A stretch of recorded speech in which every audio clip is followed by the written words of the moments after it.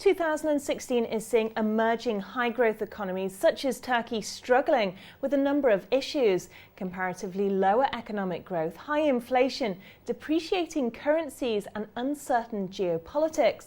But there are certain sectors bucking the trend. With me to discuss is Yıldız, CEO of Zurich Turkey. Yılmaz, uncertainty is plaguing most economies, developed and developing. How is Turkey responding? The growth rate is around 3-4%. During a time of turmoil now, 3-4% is pretty decent growth rate. Debt to GDP is around 35% of GDP, which is the best in Europe and one of the best in emerging markets.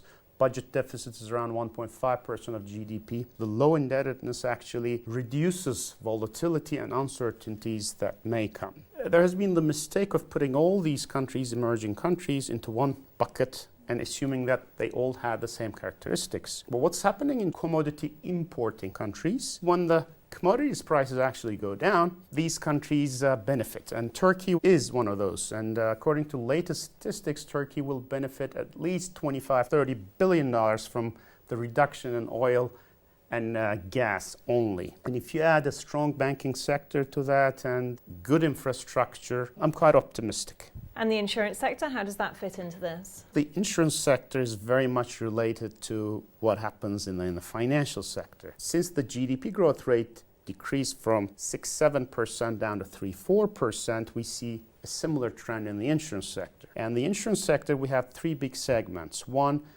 is property and casualty. Historical growth rates have been 20–25%. Now it's down to 10–15%. The life business is related to the bank loan business. It is sold with retail loans. And what happens on the retail loan volumes have direct impact. So again, the growth rates from 35–40% down to 10–15%. Private pension side has been growing quite substantially, and there the growth rates are still 25–30%, pretty strong growth, supported by government incentives in terms of tax breaks. Now, non-life general insurance in Turkey, especially global players, is suffering from a lack of technical profitability. But Zurich Turkey is bucking this trend. Why? For us, we define success or our target in kind of three main areas. One is the financial results. We have to deliver what our shareholder asks us to deliver. The second part is customer satisfaction, and what we mean by customers are: one, the end users, the end customer; second, our distribution partners; and third, our internal customers, our employees. And the third part is the risk and compliance environment. The past 3 years, we've been growing roughly 50% more than the market, being also one of the most profitable. First of all, we have the right segment mix. The more profitable parts of the business come from personal lines and certain niches of commercial lines, so that's where we focus. Secondly, the most lucrative part of the distribution channels are the bank distribution, so we increase our bank distribution share to 75% of our total business. And thirdly, you need to have the right product mix. And while doing all that, you have to make sure that you do it in a productive way. And if you look at the past 3 years again, our top line increased by 70%, while our headcount stayed the same. All around the world, the financial sector is known for its weakness in diversity and female equality.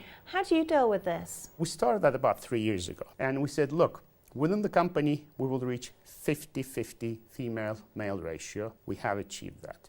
Secondly, we said manager and up positions, we will achieve 50-50. We have managed to do that. And thirdly, CEO and -1 positions, so positions reporting directly to me, we have managed to achieve 50-50 there too. But reaching those numbers are not enough, because then the recruitment, promotions, trainings need to be 50-50. And our employee engagement score, global employee engagement score, came out a couple of months ago. We have a huge increase, 22 percentage point increase overall. But what is even better is we have almost 30 percentage point increase in our female employees' engagement, which is great. So we intend to continue that, but it's a major thing. And it's a never-ending process, and you have to continue, you have to push for that. You also have a lot of CSR initiatives. Now, how do you merge your business goals with these initiatives? Business has to have goals that go beyond just making money. 98% of our employees voluntarily participate in our CSR activities. We think that investing in children is the best insurance a society can buy for the future. So we focus on orphan children in many different ways with many different projects. The other part is art. We have been one of the major sponsors of Istanbul Culture and Art Foundation. And just last year, for example, our activities attracted more than 200,000 people in Istanbul, which is great. It's what gives meaning to what we do. Now, looking at Turkey more closely now, what would you say the investment sentiment is like in the country? Overall, I think that Turkey will diverge positively within the emerging markets. On the negative side, it's the geopolitics and what's happening across the borders. So that part is, I think, creating some negative sentiments. But if you look at that geography, if you have the resources and if you need to allocate capital, Turkey is one of the few places in which you can actually invest in and expect sustainable returns going forward. And as any high growth emerging market, it will have ups and downs, but the trend will always be up.